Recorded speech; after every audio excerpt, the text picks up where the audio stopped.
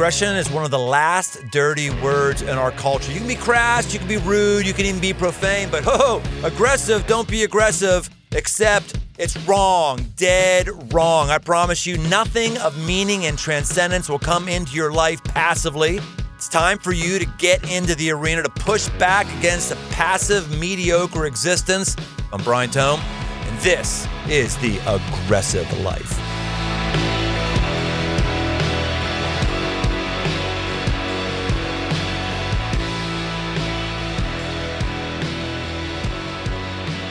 Welcome to The Aggressive Life. Today is going to be another day of firsts. I feel like I've been saying that a lot recently, but today is another day of firsts. We're going to be recording before our first live audience. It's also going to be a first as it relates to the kind of guest we're going to have. We're going to be talking to Bob Goff.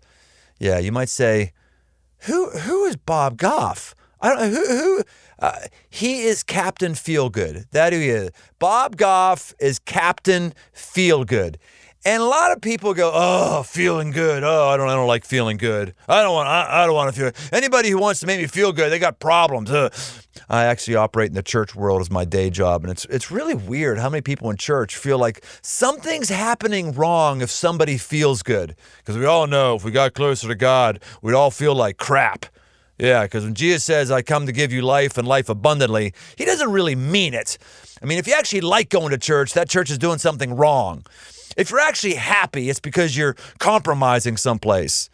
BS. Not true. Not true. Bob Goff is one of those guys that people just want to be around him because they feel better when they're around him. Hey, here's an idea. Maybe you would have more people around you if you made people feel better. You ever think about the reason why people don't want to be around you and you have a hard time finding dates is because you don't know how to make people feel good around you? This is a huge life skill, friends.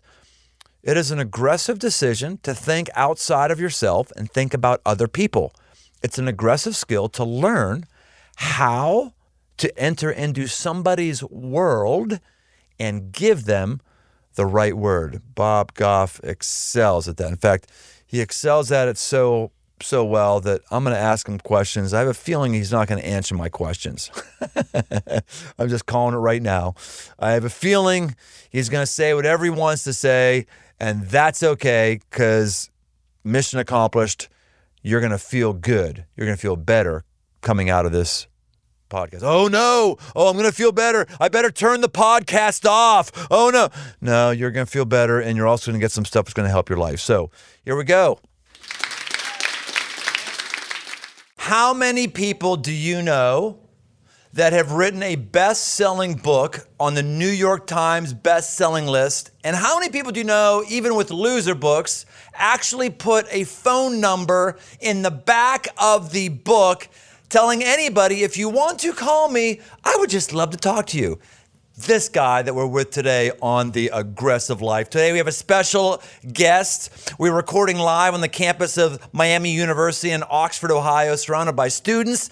And my guest today is, to be honest, he's something of a legend. As a college student, he spent 16 days in the Pacific Ocean with 5 guys in a crate of canned meat. As a father, he took his kids on a world tour to eat ice cream with heads of state. He's made friends in Uganda and then became the United States consul there. He pursued his wife for 3 years before she even agreed to the first date. And when his grades weren't good enough to get into law school, he sat on a bench for 7 days outside the dean's office until they finally let him enroll. He's a hurricane of aggressive moves.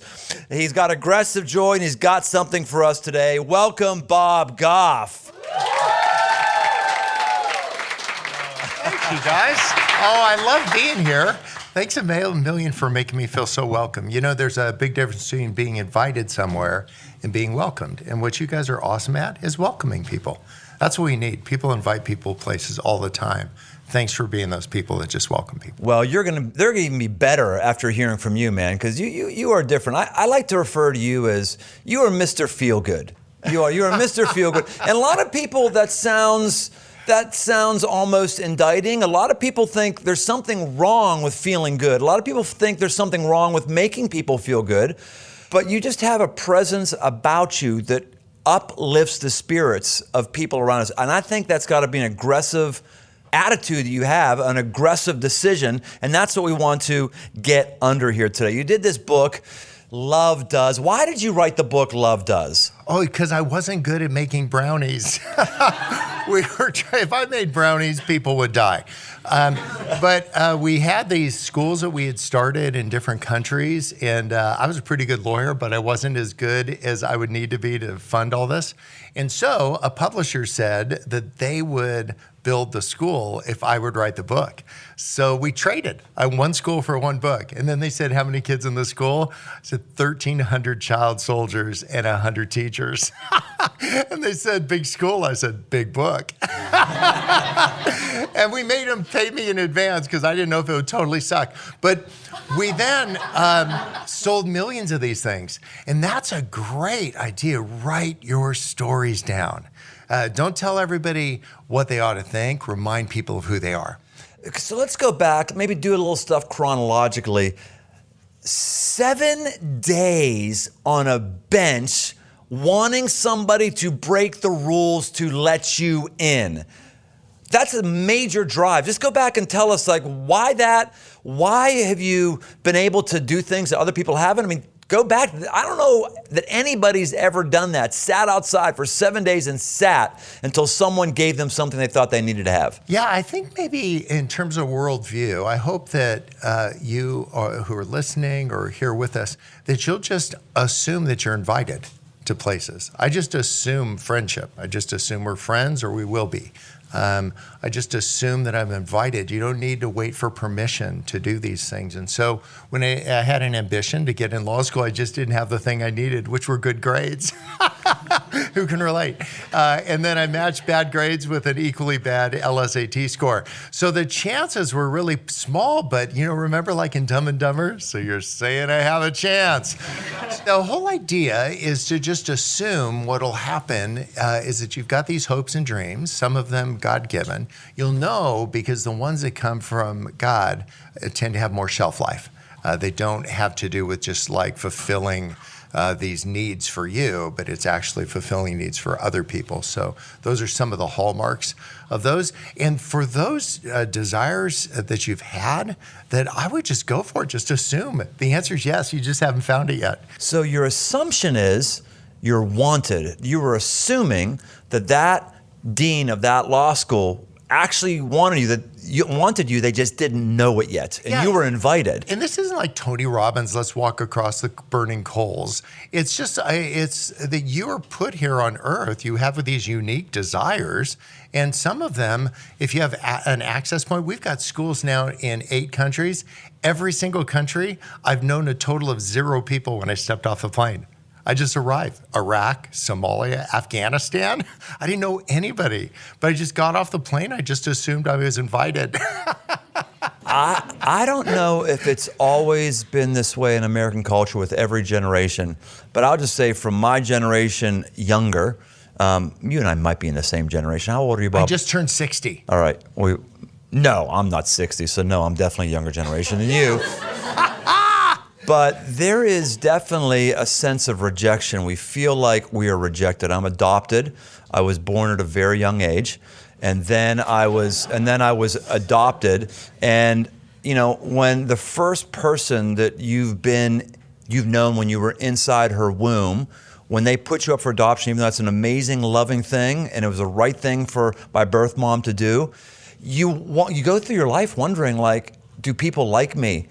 Am I going to be rejected? And I meet and interact with so many people who are on edge around other people because they feel they're always on the verge of being rejected. So therefore, we can't be nice to somebody because we're afraid they're going to reject us. We don't try things because we don't want to be turned down. You're saying that you've never been that way? You've been able to go against the grain? No. I have the same fears. And there's a certain latency about this.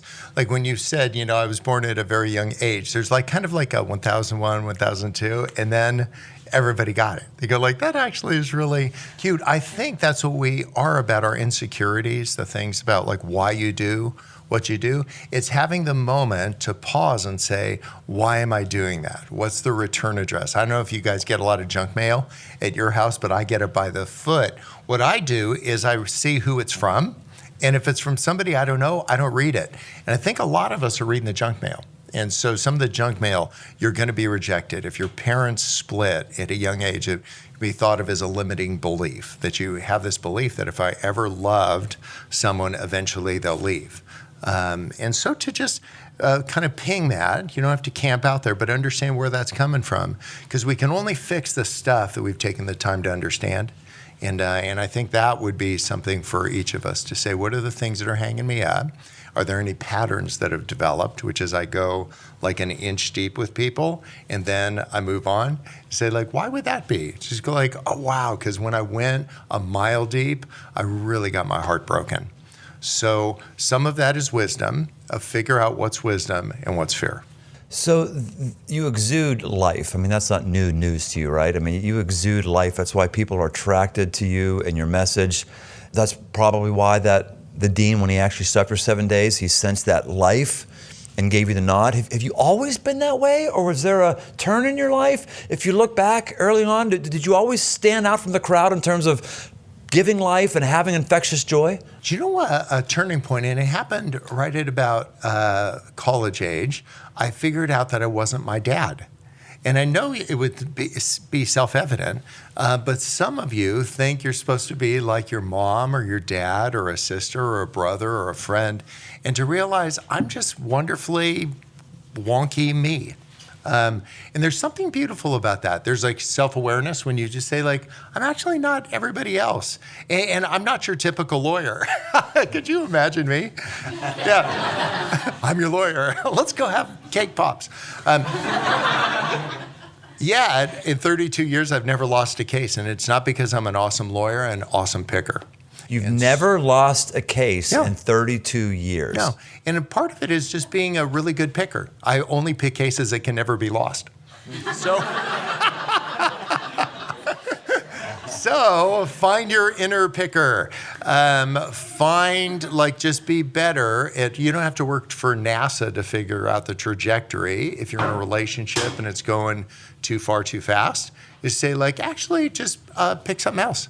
Like you say, like, that isn't for me, or somebody that actually doesn't bring out these best things in you. So you can do that relationally. You can do that strategically. You can say, there's something that you're capable of. I'm licensed in, I think, 5 states to be a lawyer.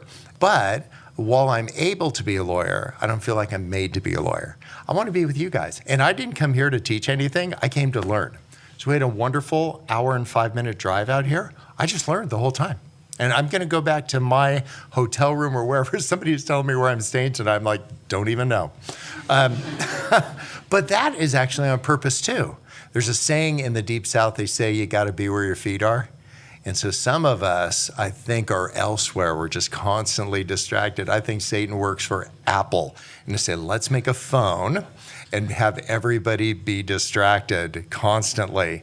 And I'm just constantly trying to be where my feet are. So you could hook all the electrodes up. I have no idea where I'm staying tonight. And I'm so down with that because I assume somewhere, just like you, right?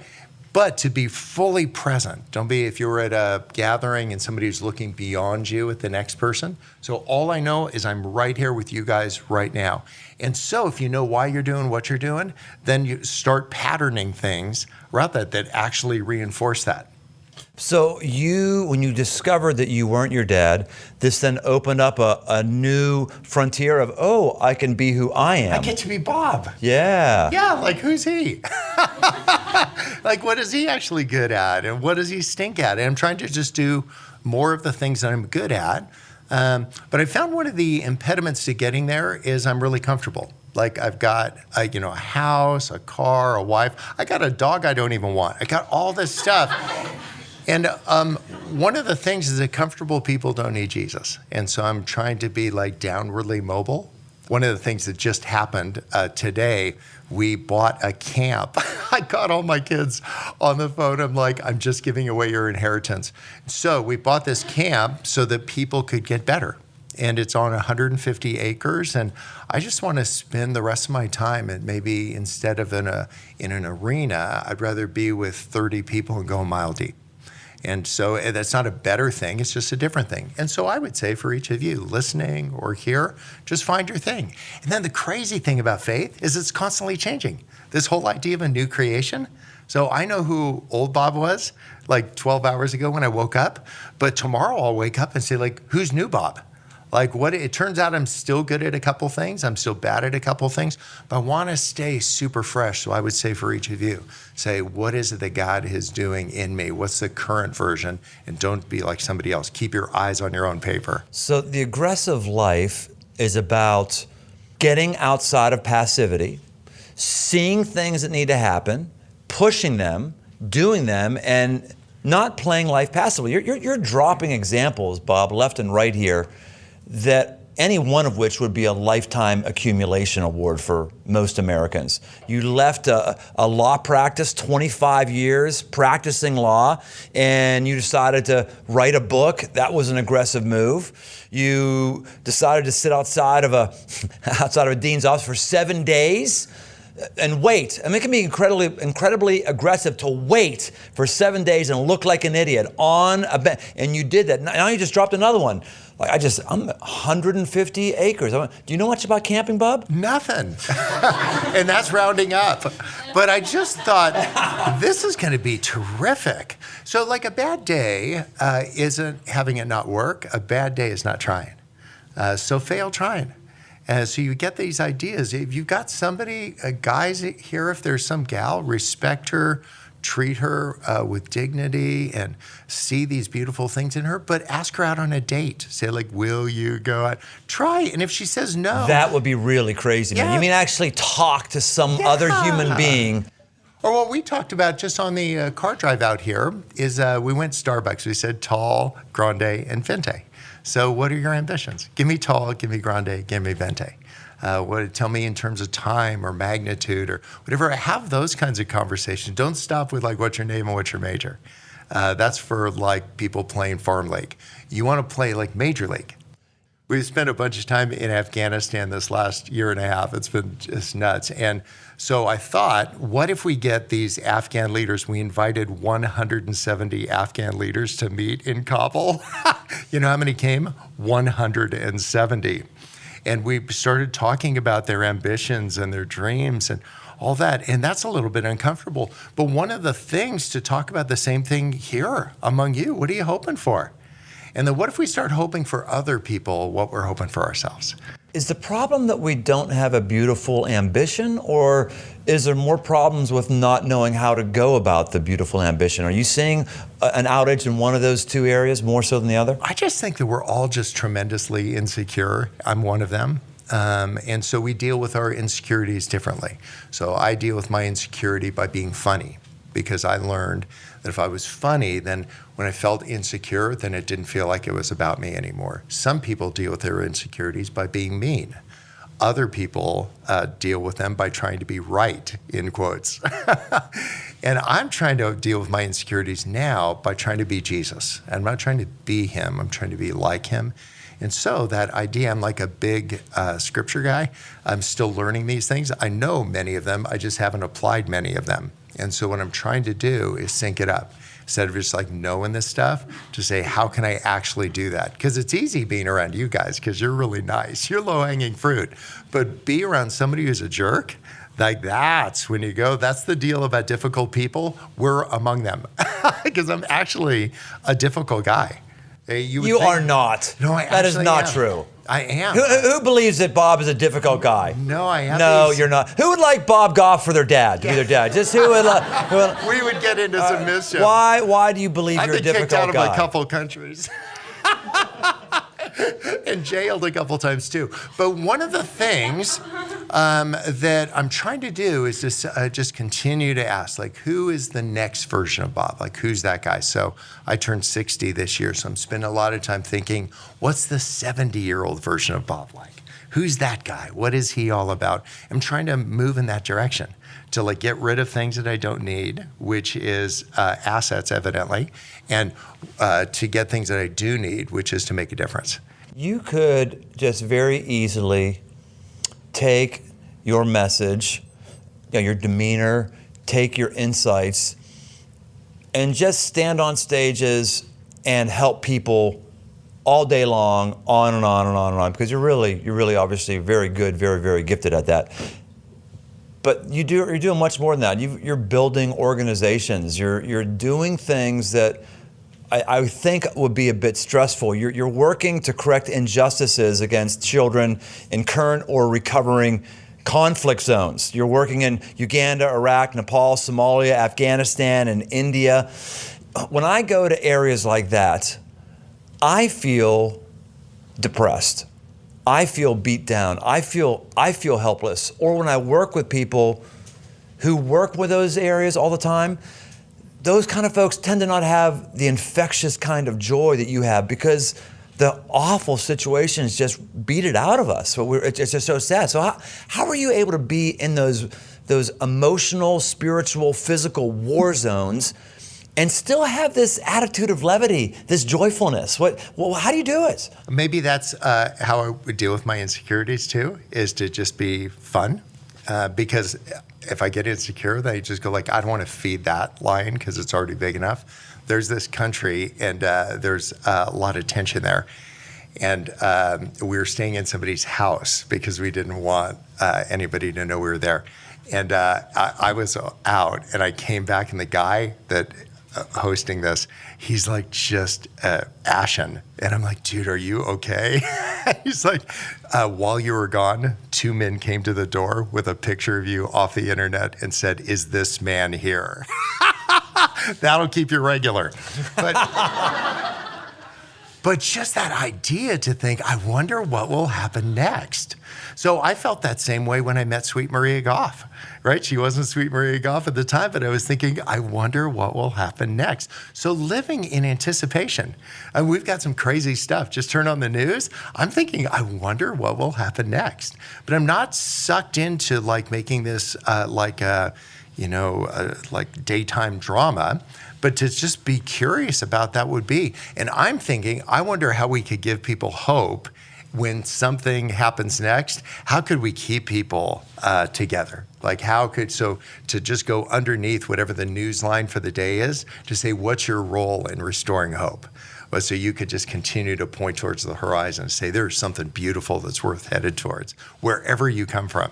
And so that's the beautiful thing. Just keep pointing towards beautiful things. It isn't just like this idea of like just a fake optimism, but to actually be really curious. Like, this is a page turner. Your lives, I hope you see them as page turners. I don't know how all this is going to shake out, but you just keep trying different things. And a couple things. Talk about that more. Your life as a page turner. There's something in there that I want to make sure you talk about. What does that mean? Your life as a page turner. Yeah, to just be engaged. Like that, read the book of Acts. Like, that was a page turner. They're like, what's going to happen next? And from a bunch of disciples that hung out with Jesus for 3 years and they didn't even know who he was, they're like, wait a second, I thought you were the whole conquering king thing. But to live in constant anticipation about what will happen next in your relationships, like with your friendships, with the course that you're skipping to be here, say, I wonder how that'll work out. And so one of the things, instead of just being muted and distracted and medicating this, instead just be super engaged. Lose the phone, lose the distractions, ditch the boyfriend, whatever it is that's distracting you. Like, say, I'm actually engaged. This is new me. I've got my eye on the prize. I know why I'm doing what I'm doing. And for some of you, it'll be your faith. For some of you, it'll be something else. Whatever it is, whatever's going to outlast you, spend your time on that. So if you were to give us, say, 5 tips to increase your joy, I think you've just given us a couple of them. Maybe just give us some more. How do you increase your joy? Are there attitudes you take on? Are there practices? Are there things you play at? Do you detach a certain amount of time every week? Just take anything that you accidentally do, you probably decided to do a while ago and it's working for you. So tell us what to do. Yeah, I'll give you just a couple observations. We talked about that in our car ride. Everybody has opinions. I don't listen to people with opinions. Tell me your observations. What's worked for you? One of the things that I do, we talked about being where your feet are. I have a person that helps me, that tells me where I am today, tomorrow, and the next day, but I've got and nothing else. So I'm really just right here. And as I've told you, I haven't even looked at tomorrow. I'm just like today, because I've like gone from knowing a 3-day window to just like 1 day is fine.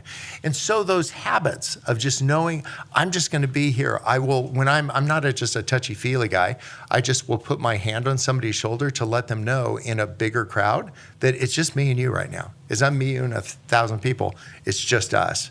And so it's because I've appreciated that. I answer everybody's email. I get 300 emails a day. And there was a guy way before everybody's time. His name was Keith Green, and he was one of the contemporary Christian singers that kicked this whole thing off. And I wrote him a letter. He wrote me back 3 sentences. You guys, I felt like such a boss because Keith Green wrote me 3 sentences. I don't even know what they were, but I know what that felt like. And you know that saying you've heard before, people won't know what you said, they'll remember how you made them feel. And so I just think honoring people, if you have people that you're dating, just honor them. Like if you just say, I'm just going to try to honor the people. I'm a big hugger. I hug everybody except the women that work for me because that would be creepy. Instead, what we do is I give them blessings. I just put my hand on their head. But it gives us a moment together, like, are we good? Are we good? Are we good? It's like duck, duck, goose. But to just be really intentional about why you do what you do, I think that's where it really gets good. And just being really present and then having a reputation for authenticity that we're going to go, not for drama, but just for authenticity. Be like, I don't know. But however it is that God has wired you, for some, like very, focused and diligent and serious and planned like that. I'm just so grateful that you're that way. So live fully into that. For other people, spontaneous and arm waving and all that, try to understand that. Is that authentic? And if it isn't, just don't feel bad. Just say like, I'm just going to try to just give it a quarter of a twist. Because most of us are about a quarter of a twist away from who we are becoming. You know what I mean? Like if you go, like if you're listening, I'm holding my hands up with my fingers like this, a quarter of a twist, all of a sudden it goes from not clear to clear. Do you know Delta Airlines down in Atlanta, they used to back the airplanes up and they do 90 degrees. You know what they decided to do instead? Give it a quarter of a twist. They just go to 45, it saved them billions of dollars and hundreds of hours. So I would just say in your relationships that you're in right now, give it a quarter of a twist. In your major that you're in right now, give it a quarter of a twist. Just say it's like picking a lock. And just say like, actually, I would just want to, I'm pretty close. I just need to do that last thing. And oftentimes it's fear or somebody's expectation that's on you that's keeping you from doing it. Go ahead and do it. Give it a whirl. See what'll happen. A small tweak, maybe instead of a huge overwrite of your life. Yeah, just small movements. You don't have to say I'm like way over here and way over that. You're just going to frag your brain doing that. But just small movements in your relationships, small movements in the things that are your ambitions.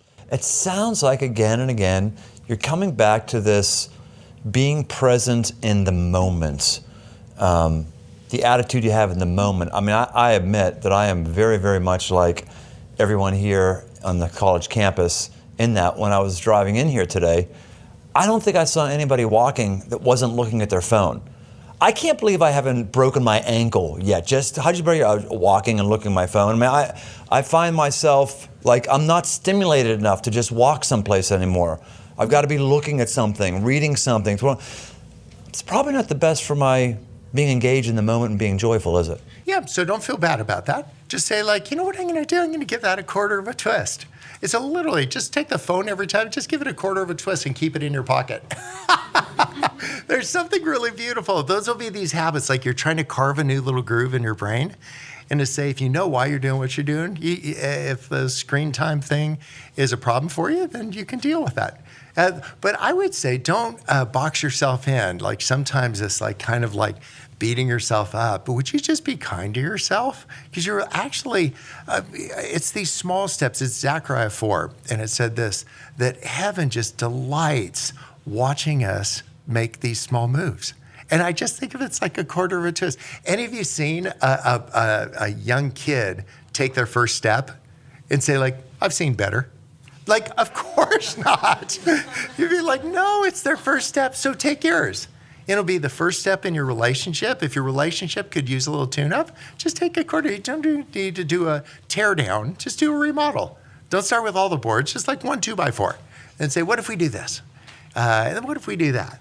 And those small incremental things, it's going to be really beautiful what'll happen. But don't build it for somebody else. Don't say, I want to have a relationship that's a light on the hill for everybody. Just do it for you. Because you're actually really worth it. It just delights God to see you make those small moves. Well, every answer you've had, I think could be equally applied to every age, every socioeconomic situation, every gender, every race. It's just really good stuff. But I'm gonna still try to put you in a box here, but I'm sure it's gonna help all of us. So we're in a room right now full of college students. What is one thing that you know now that you wished you had known when you first graduated college? Oh, it's super easy. I would have just gone for it. How many of you raise your hands if you're broke? Like everybody, That's right? about 75% of the Isn't room, that yes. awesome? Yeah, so I would just try stuff. What's a bad day? You're still broke. You can't get broker than broke. I mean, 0.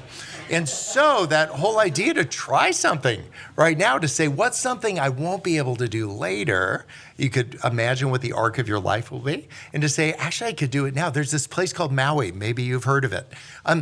Go there. Or experience, live in Go there, like incur debt and go there? Or go aboard, a boat that's going there. Find a freighter and say, I'll wash the dishes. But find a way. That can actually be done. Yeah, seriously, yeah. That we have our little box. Like either have cash or I put on my credit card. But no, there's other ways to do stuff like that. Oh yeah, I remember in law school there's this test at the end. It's called the bar exam. Go figure. And I didn't have any money for the course to get ready for it, so I just picked up the trash and get this. I put in the VHS tapes. I'm that old. I'm older than dirt. And so I put in the tapes. I cleaned up everybody's trash. That's how I studied for the bar exam, because I didn't have $1,000 to sign up for the course. So instead of lamenting how broke you are, think of that as your superpower. Be like, I got nothing to lose, man. So try that, but you can apply that same thing to relationships. There was a guy who was a field goal kicker for the Chargers. We used to have a football team in San Diego, and he had such a lame pickup line. He asked this girl if he wanted to go to a barn and see these two owls. I'm like, come on. So he picked her up. They went to the barn. They saw the owls. He drove her home. He shook her hand and said, thanks for coming to the barn with me. And he left. Well, 30 years later, I met that guy. And I told her, you know what? You had this lamest pickup line as you want to go to a barn and see some owls. Do you know who you went with? Maria Goff. She wasn't Maria Goff at the time, but because you treated her like a gentleman, this isn't weird right now. You were actually with my wife before she was with my wife. I'm telling you, men, just if you're dating these women, they might be somebody else's wife. And so if you just treat her with that kind of respect, and I'm telling you, just awesome things will happen in your life, and better things will happen in her life later. And I would say the same thing to women. You just have these beautiful ambitions for what your relationships would be like. Just go ahead, don't be hard on yourself, and you'll mess up because you're you. But one of the things is this beautiful idea of grace. God sees who you're turning into. It's the next step. It's another 2x4. And that's an aggressive move, Bob, because peers aren't acting that way. You're going to be alone when you do that, because most people are not acting that way. Here's the deal about faith. Following Jesus, what I've found, means being constantly misunderstood. You'll just be like, so when I get misunderstood, that's just Tuesday. And Wednesday's coming. And so I don't get wrapped around the axle when it goes kind of wonky. I'm not trying to do that, but I'm constantly asking myself, can I dig a little deeper? Is there a more humble version of me in there? What's a quarter of a turn I could do on that so I wouldn't be off-putting next time? I know for you to have the impact that you're having right now and to be building into as many people as you are, you've probably been forged through difficulty. There's probably been difficulty that God has used to put you on the anvil of life and beat some stuff out of you. Yeah. I mean, you even have a routine called Quit Something Thursday. Yeah, you know, that's it. Every Thursday. Let us in a little bit. Like, what's hard for you to quit, or what kind of pain have you had that's formed you to be this joyful person? Or just let us into some of the stuff that would knock some of us out, but you've allowed God to have it build you. Yeah, well, I've had many things that I've started, and quite a few of them have failed just miserably. I had this beautiful ambition. I tried something, and it just crashed and burned. And so I'm just not trying to camp out there. I had an idea. In Washington, D.C., there seems like there's some people not getting along. Have you noticed? So I thought, I'm going to buy a house across the street from the Supreme Court. I am not kidding. I bought this house, and we fixed it up. We didn't put a name on it like a Chris Tomlin song. It was just this house, and all these people that were quarreling with each other would meet Monday, Tuesday, Wednesday, Thursday, Friday. Well, it turns out there's another house, and people were into some like nutty stuff over there. Everybody stopped coming to my house because they didn't want to be thought that they were these guys. And you guys, I'm the only guy that's lost money in real estate in Washington, D.C. It was unnatural. And would I do it again? Heck no. But again, fail trying. So with Sweet Maria, I once sold our house without telling her. I sold her house. That would be painful. She told me, as I pulled her up to the next house, she said, every marriage gets one of those, right? And that was your one. And I make it sound fun now, but actually there's some times when I've really wounded her. I've just been all over the place trying to, help Jesus out. And I pulled into my driveway after one of these, like go everywhere things, and in the window is a help wanted sign. And she wasn't saying she needed help. She's like, buddy, you need help. You are missing it here. And that just kills me. The person that sometimes it's not just a gender related thing, but my experience is you spend so much time trying to provide for your family that you realize you're not providing for your family. And so I just labor to just be present.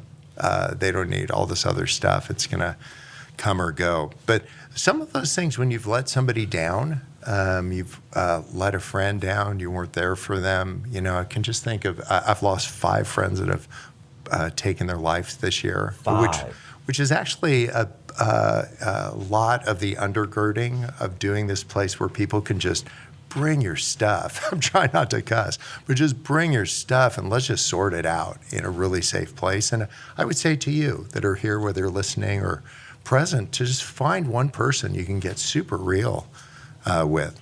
And just do that kind of authenticity, if we can create safe places for people to do that.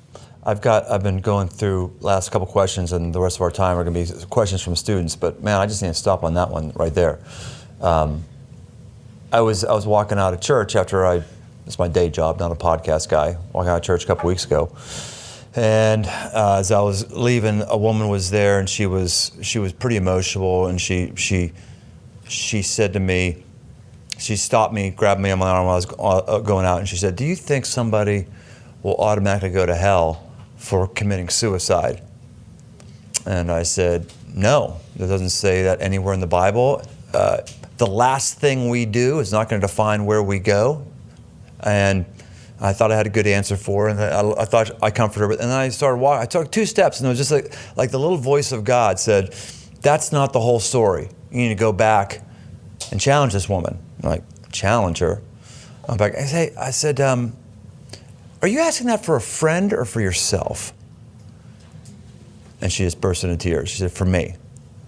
And then my answer at that point could have given her license to just do that. And I just had to look at her and say, hey, God does not want you to end your life. That is not his plan for you. Your life is on. I just try to build her up and encourage her. And as far as I know, she's on a good spot now. Why do you think that our suicide epidemic in our culture is higher than ever? We've never been killing ourselves at a greater rate than now. And probably, I haven't seen this statistic, but I got to think America has more suicides than other countries. So why is that, do you think? Yeah, I'm not smart enough to know, but I know a couple of people like Jamie Turkowski, if you guys have found him to write Love on Her Arms. There were some really knowledgeable people. So find people that are good at these things. And so those are my go-to people. If there's something difficult that I don't feel like I need to have an answer. And the beautiful thing sometimes is like the best advice I've ever gotten was a hug. To just let people know, man, I'm with you. I don't have anything to say, other than I'm with you, I feel it, here's my number. And instead of saying like, hey, call if you need any help, a person that's feeling really desperate won't be able to access that. And to say, hey, would you mind if I just checked in with you and like just have a no BS conversation? Just give me a 1 to 10 on this thing. And so I've just been going through my Rolodex of friends. I'm saying like, just let's real thing, just 3 minutes. And so if we could just be safe places where people could have those conversations and to say, let's talk about it. So Corey asks, since you've been giving your number out, which is a way for you to connect and interact with folks, since you've been giving your number out, what's the most interesting call that you've received? Oh, wow. They are all over the spectrum from the tragic to the actual fun. I was in Austin, Texas. And there was 2 gals who their car stopped on the highway and they didn't have tow insurance and they knew I was in Austin, so they called. And we found them on the highway, fixed the car. It was just their battery cables. There was somebody else that was backing up and they hit somebody else's car and they didn't want, they felt so like weird about leaving their own phone number. They left mine. I bought the guy a fender. It was awesome. So there's just something beautiful about that. Yeah. And then there have been people in a really desperate place that didn't have somebody else to call. And so if you can just create a safe spot and sometimes in wisdom, the same thing, if you're feeling like there's some self-harm or something, we should call 911 right now. Find somebody right there with you. We can still continue to talk, but let's find some people around you right now. And so just as you're the leaders in this community, just be wise. Don't look smart, be wise. You have a New Year's Day parade, so someone here is asking, can anyone come to your New Year's Day parade? Totally. If so, when and where is it? How can we find it? Tell us, what's the vision behind this New Year's parade? Well, that idea of like love your neighbor, I don't think it was a metaphor for something else. I think it meant to love your neighbor. Wait, you're saying that Jesus actually meant that we should love our neighbor. Like the person beside us in this room right now, we should love them. Yes. Wow. And so some of us, if you live on a block like I do, some of your neighbors are a little creepy. And the crazy part is I'm that neighbor.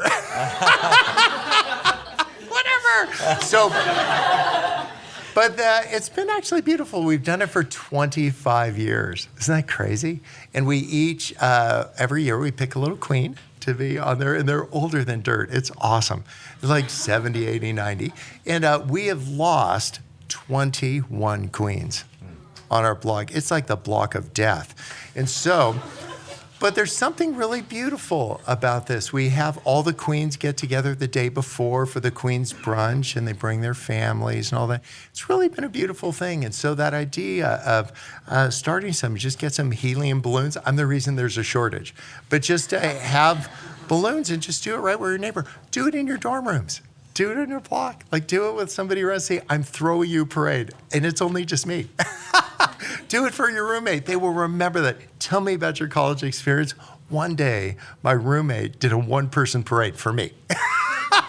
They made a float. But that kind of idea, while it seems silly, you know there's something right underneath it. You know why you're doing what you're doing. If that kind of self-awareness to say there's a reason and there's no agenda.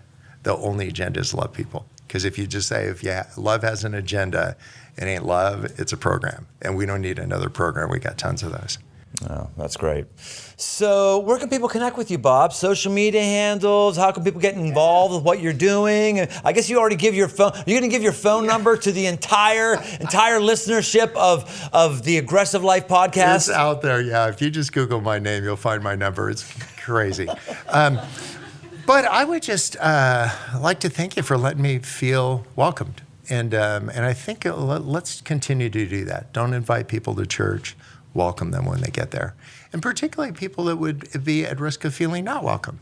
Just say, like, go in, find out what their ambition is and say, wow, is there a way it can help? Because we keep giving people information. What they need is an opportunity. Don't you feel like that? You don't need more information. You're like, up to here. Just give me a shot. Send me in, coach. Yeah, just like, so that I feel like is my role now. I just try to just give people a shot. Like, what is it that you want to be when you grow up? Is there anything I can do? And we don't try to empower the women that work for us. We get out of their way. They're already powerful. We say like, girl, what do you need to do? And let me just get out of the way while you do it. There's 10 people that work for Love Does, and they're all women, and they're all just making moves. They're just so busy doing impossible things. They're not hung up at what the impediments are. So men and women, just raise your voice. You've got things to say. You've got things to do. If you have beautiful ambitions, just go after it. This isn't a feel-good thing. It's just like like holding up a mirror and to say, that's who you are. You know that's been who you are. You've had this thing. Let's go do it. And you're surrounded by a community of people who want to help you get there. And an older generation of people want to say, like, how can I help? Like, tell me what to do. I will detail your car if that'll get you there faster. Well, Bob, thanks for bringing us aggressively a whole attitude and mind shift space that is not happening very many places. You're a guy who's sent with a mission, and we're all the better in it for that. So thank you. Let's thank Bob right now. Yes. Well, that concludes this episode of The Aggressive Life. Whatever you do, be engaged in every moment, and make those small tweaks, because the future is better than you think it is. Hey, thanks for listening. If this episode has impacted you, hey, share with somebody else. All of us have influence, people that can look to us for direction. Use your influence positively, aggressively. And if this has meant something to you, then pass along to those that you're leading. You can see more at briantome.com or search me on Instagram. Special thanks to the band Judges for our music. You can find more from them on Instagram at The Band Judges or at facebook.com/The Band Judges. The Aggressive Life with Brian Tome is a production of Crossroads Church, Cincinnati, Ohio.